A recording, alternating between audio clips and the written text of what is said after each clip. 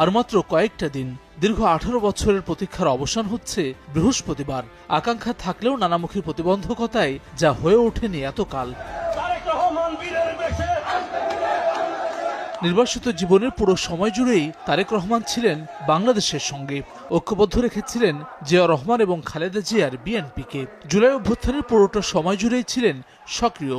5 August পরবর্তী বাস্তবতায় নেতাকর্মীরা অপেক্ষায় ছিলেন তারেক রহমানের প্রত্যাবর্তনের। সব সমীকরণ পাশ কাটিয়ে অবশেষে তারেক রহমানের দেশে ফেরার খবরে আপ্লুত এসব নেতাকর্মীরা। সারা দেশের মানুষ উৎসাহ উদ্দীপনা নিয়ে ঢাকায় আসবে তাকে বরণ করার জন্য। আমরা আশা করি তার আশার মধ্য দিয়ে বিএনপি আরও শক্তিশালী হবে। ছাত্রদল বিএনপির ভ্যানগার্ড হিসেবে সবসময় সম্মুখ সারিতে থাকবে এবং সারা বাংলাদেশে তারেক রহমানদের